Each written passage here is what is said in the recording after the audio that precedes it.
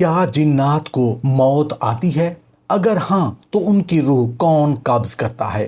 کیا حضرت اسرائیل علیہ السلام جنات کی روح قبض کرتے ہیں یا کوئی اور فرشتہ؟ شیطان ابلیس کیوں نہیں مرتا؟ اس کی زندگی کی حقیقت اور اس کی عمر کتنی ہے؟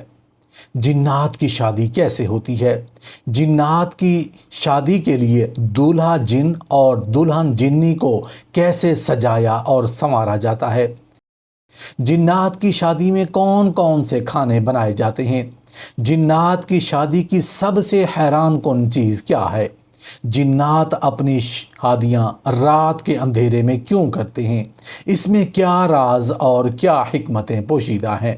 محترم سامعین، آج کی جو حقیقت ہم آپ کے دلوں کے سامنے رکھنے جا رہے ہیں وہ کوئی افسانہ، کوئی تصور یا کوئی دیو مالائی کہانی نہیں، بلکہ یہ ان پردوں کے پیچھے کی دنیا کا ایک ایسا لرزہ خیز راز ہے جو ہم میں سے اکثر جانتے ہوئے بھی انجان بن جاتے ہیں۔ ہم زمین والوں کی طرح آسمان کے نیچے رہنے والے یہ مخلوق جنات ہماری دنیا سے بہت مختلف رسم و رواج رکھتی ہے، اور جب بات ان کی شادی بیاہ کی ہو تو وہاں کا ہر لمحہ ایک خوفناک سحر سے کم نہیں۔ جنات کی شادی صرف ایک تقریب نہیں بلکہ ایک پورا ماورائی مظہر ہوتا ہے۔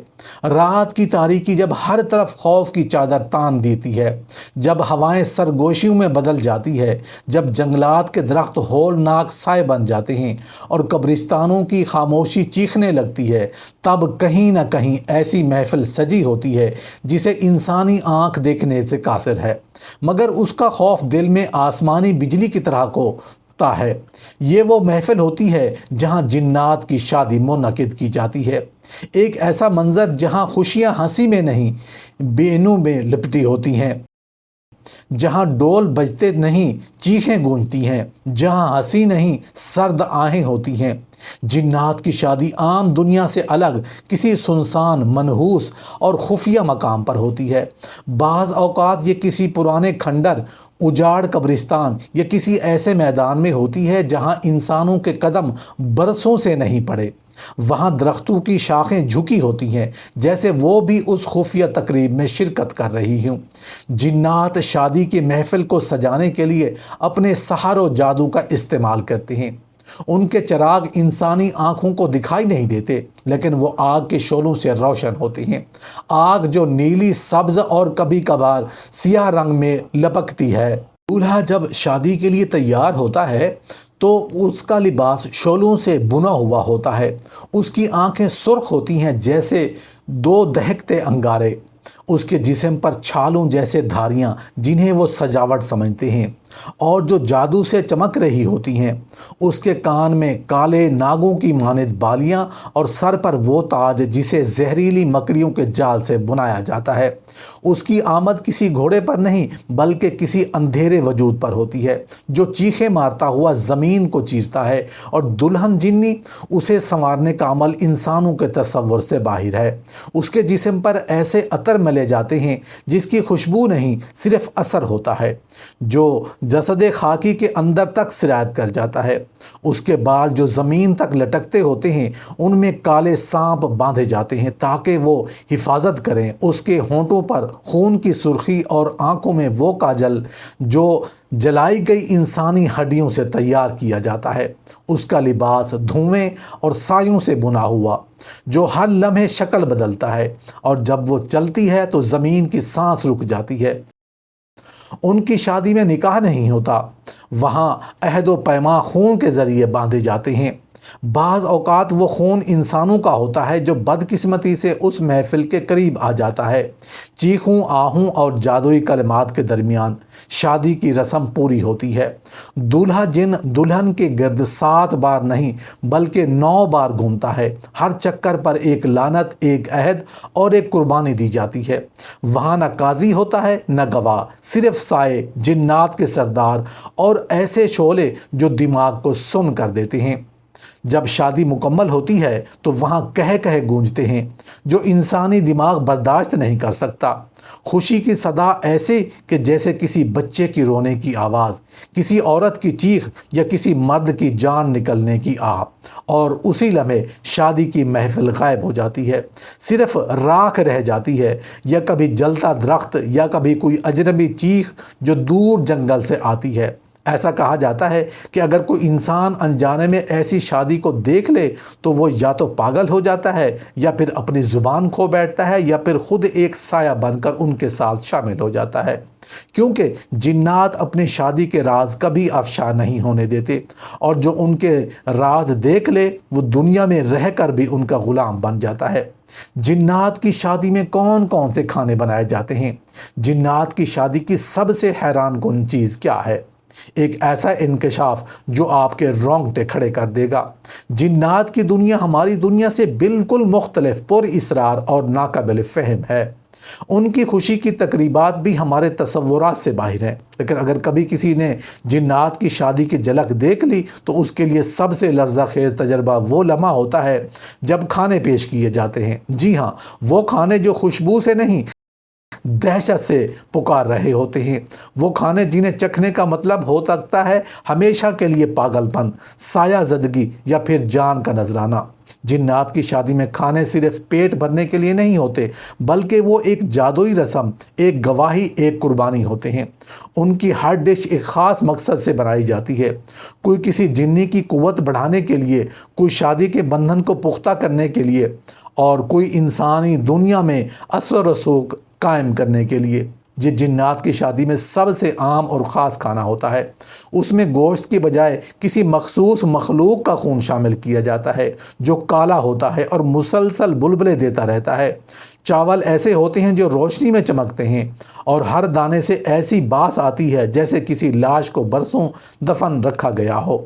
اس بریانی میں ہڈیوں کے چھوٹے ٹکڑے بھی شامل ہوتے ہیں جو کسی انسان یا جانور کے نہیں بلکہ کسی اور ہی مخلوق کے ہوتے ہیں۔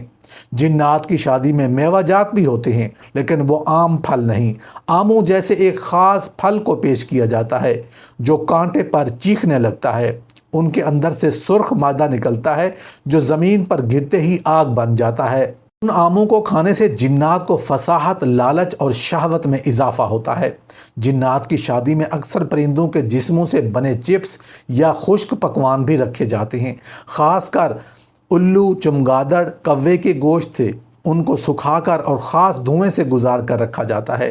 یہ کھانے ان جنات کو دیے جاتے ہیں جو شادی میں نگران یا سایہ محافظ ہوتے ہیں۔ جنات کی شادی کی سب سے حیران کن چیز کیا ہے؟ اب بات کرتے ہیں اس خوفناک حقیقت کی جس کا تصور بھی دل کو دہلا دیتا ہے۔ جنات کی شادی کی سب سے حیران کن اور روح کو جھنجھوڑنے والی چیز ہے انسان کی غیر مرئی شرکت۔ جی ہاں، جنات کی شادی میں بعض اوقات انسانوں کو بغیر ان کی اجازت یا مرضی کے شامل کر لیا جاتا ہے۔ انہیں جسمانی طور پر نہیں بلکہ روحانی طور پر بلایا جاتا ہے۔ ایسے افراد جن کی روح کمزور ہو، جن پر پہلے ہی سایہ ہو، یا جو نیند میں بے ہوش کر خراٹے لیتے ہیں، ان کی روح کو جنات کی دنیا میں کھینچ لیا جاتا ہے، اور پھر ان کے ہاتھ میں کھانے پکڑائے جاتے ہیں، ان سے جادوئی زبان میں کلمات دہرائے جاتے ہیں، اور انہیں اس شادی کا خاموش گواہ بنا دیا جاتا ہے۔ کچھ لوگوں کی روحیں وہاں سے واپس آ جاتی ہیں، مگر کچھ ہمیشہ کے لیے کھو جاتی ہیں، اور وہ لوگ جاگنے کے بعد عجیب و غریب باتیں کرنے لگتے ہیں، رات کو چیخنے لگتے ہیں یا خود کو جنات کا حصہ سمجھنے لگتے ہیں۔ کچھ وقت گزرنے کے بعد وہ بالکل خاموش ہو جاتے ہیں، ان کی آنکھوں میں خوف کی ایک چمک آ جاتی ہے، اور وہ کبھی واپس اپنی پرانی حالت میں نہیں آ پاتے۔ یہی جنات کی شادی کی سب سے لرزہ خیز حیران کن بات ہے کہ وہ ہماری دنیا سے کتنی خفیہ مگر خطرناک حد تک جڑی ہوئی ہے۔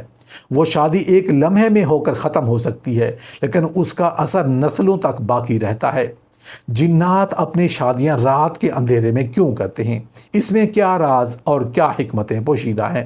رات کا اندھیرا صرف روشنی کی غیر موجودگی نہیں ہوتا، بلکہ یہ ایک دروازہ ہوتا ہے، ایک پردہ جو دو مختلف جہانوں کو علیحدہ رکھتا ہے۔ دن کی روشنی میں جو کچھ تم دیکھتے ہو وہ صرف نصف حقیقت ہے، لیکن جب سورج غروب ہوتا ہے اور رات چھا جاتی ہے تب وہ مخلوقات جاگتی ہیں جنہیں رب نے آگ سے پیدا کیا۔ وہ سایہ دار، تیز رفتار اور پوشیدہ مخلوق جنات اور ان کی تقریبات بالخصوص جنات کی شادی ہمیشہ رات کے اندھیرے میں انجام پاتی ہے۔ مگر کیوں؟ اس میں آخر کیا راز چھپا ہے؟ کون سی ایسی حکمت ہے جو انہیں دن کے اجالے سے دور رکھتی ہے؟ یہ سوال صرف ایک تجسس نہیں بلکہ ایک ایسا دروازہ ہے جو کھول دیا جائے تو روح تک لرز اٹھتی ہے۔ جنات کی شادیاں رات کے اندھیرے میں اس لیے نہیں ہوتی کہ وہ دن سے شرماتے ہیں، بلکہ اس لیے کہ رات ان کے جہاں میں سب سے زیادہ طاقتور لمحہ ہوتا ہے۔ رات وہ وقت ہے جب پردے ہلکے ہو جاتے ہیں، جب دنیا خواب میں چلی جاتی ہے اور نفس کی سرگرمیاں سست ہو جاتی ہیں۔ اسی لمحے جنات کا جہاں انسانی دنیا کے قریب آتا ہے۔ دن کے وقت زمین پر جو نورانی فرشتے متحرک ہوتے ہیں وہ اندھیروں میں محدود ہو جاتے ہیں۔ یہ وہ وقت ہوتا ہے جب جنات کو جادوئی طاقتیں کھل کر استعمال کرنے کی آزادی ملتی ہے۔ دن کی روشنی، قرآن اور اذان کی گونج اور انسان عبادت اور نور سے بھرپور ماحول کا وقت ہوتا ہے، جبکہ رات خاص طور پر آدھی رات کے بعد وہ وقت ہوتا ہے جب زیادہ تر انسان سوتے ہیں اور ان کی روحانی حفاظت کمزور پڑ جاتی ہے۔ یہی وہ لمحہ ہے جب جنات اپنے جادوئی داروں کو قائم کرتے ہیں، اپنے سحر کی لکیریں کھینچتے ہیں اور اپنی دنیا کی سب سے بڑی محفل شادی سجاتے ہیں۔ ایک اہم راز یہ بھی ہے کہ جنات کی شادیاں راز کے پردے میں ہی مکمل ہوتی ہیں۔ وہ نہیں چاہتے کہ انسان ان کی تقریب کو دیکھے یا اس میں مداخلت کرے، کیونکہ ایسا ہو جائے تو شادی میں خلل آتا ہے اور اس کے اثرات خطرناک ہو سکتے ہیں۔ رات کا اندھیرا اس رازداری کا بہترین ذریعہ بنتا ہے۔ ہر درخت کا سایہ، ہر پہاڑ کی آؤٹ، ہر قبرستان کی خاموشی ان کے لیے ایک پردہ بن جاتی ہے۔ وہ اندھیرے کو چادر کی طرح اوڑھ کر اپنی تقریب مکمل کرتے ہیں۔ ایک اور خوفناک حکمت یہ ہے کہ جنات کی شادیاں بعض اوقات انسانی سائے یا روحوں کے ذریعے مضبوط کی جاتی ہیں۔ رات کا وقت وہ لمحہ ہے جب کوئی انسان نیند میں ہوتا ہے اور اس کی روح کمزور پڑ جاتی ہے۔ بعض اوقات جنات ایسے ہوتے ہوئے انسانوں کی روح کو وقتی طور پر کھینچ کر اپنی تقریب میں شامل کر لیتے ہیں، گواہ بنانے کے لیے یا کسی عہد و پیمان کا حصہ بنانے کے لیے۔ دن کے وقت ایسا ممکن نہیں، کیونکہ تب روشنی اور روحانی توانائی زیادہ ہوتی ہے۔ رات کے اندھیرے میں جنات کو یہ سہولت بھی حاصل ہوتی ہے کہ وہ وقت کو موڑ سکتے ہیں۔ جنات کا عقیدہ ہے کہ رات کی تاریکی ان کی ماں کی آغوش جیسی ہے، ان کے لیے حفاظتی، رازدار اور طاقت سے بھرپور۔ وہ کہتے ہیں کہ اندھیرا ہماری زبان کو قوت دیتا ہے، ہماری آنکھوں کو آگ اور ہماری سانسوں کو جادو۔ شادی جیسے نازک اور طاقتور بندھن کو اس ماحول میں انجام دینا ان کے لیے برکت اور تسلسل کا ذریعہ بنتا ہے۔ یہی وجہ ہے کہ ان کی شادیوں میں جو دعائیں، کلمات اور جادوئی حروف پڑھے جاتے ہیں وہ صرف رات کے سناٹے میں اثر دکھاتے ہیں۔ اگر وہی الفاظ دن میں کہے جائیں تو ان کی تاثیر ضائع ہو جاتی ہے۔ جنات کی شادی میں کچھ ایسے وجود بھی بلائے جاتے ہیں جو صرف رات میں نمودار ہوتے ہیں، جیسے سفلی شعلے والے جن، پانی کے نیچے چھپنے والی جنیاں، بے آواز سائے اور جناتی سرداروں کے کارندے۔ ان سب کی موجودگی دن میں ممکن نہیں، کیونکہ سورج کی روشنی ان کی قوت کو کمزور کر دیتی ہے یا انہیں جلا دیتی ہے۔ لہٰذا جنات کی شادی اگر دن میں ہو تو وہ خطرے میں پڑ سکتی ہے۔ دشمنوں کی مداخلت کا خدشہ، ناکام جادو یا پھر دولہا اور دلہن کا بچھڑ جانا۔ ایک اور لرزہ خیز حقیقت یہ ہے کہ جنات کی شادیاں کئی بار اس لیے بھی رات کو ہوتی ہیں کہ اس وقت ان کے دشمن جو روشنی سے منسلک ہوتے ہیں کمزور ہو جاتے ہیں۔ جناتی دشمنی نسلوں پر محیط ہوتی ہے اور کئی بار شادی کے موقع پر حملے کا خطرہ ہوتا ہے۔ اس لیے اندھیرا ان کے لیے ایک پناہ گاہ بن جاتا ہے جہاں وہ اپنے جادو سے ایسی دیواریں کھینچتے ہیں جو صرف رات کی مخلوقات ہی دیکھ سکتی ہے۔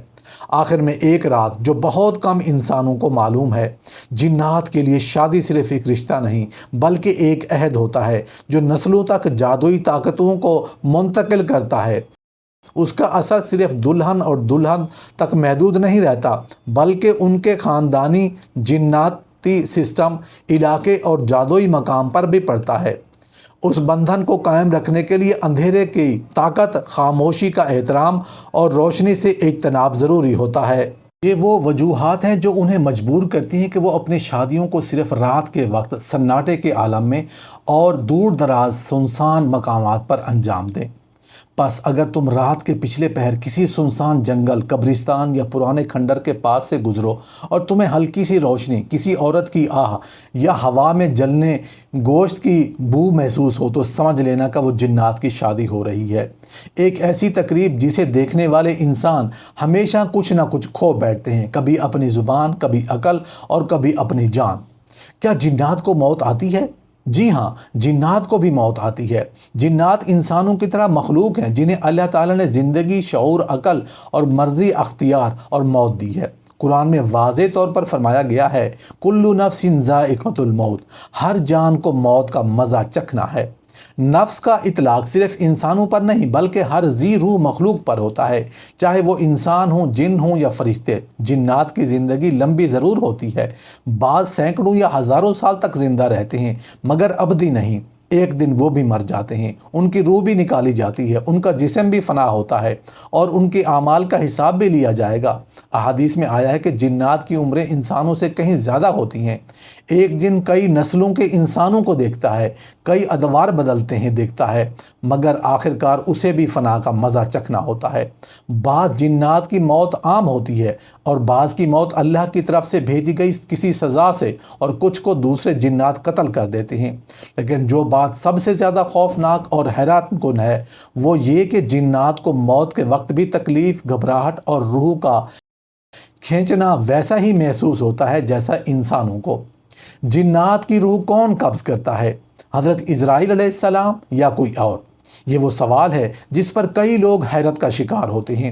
جواب یہ ہے کہ حضرت عزرائیل علیہ السلام ہی جنات کی روح قبض کرتے ہیں۔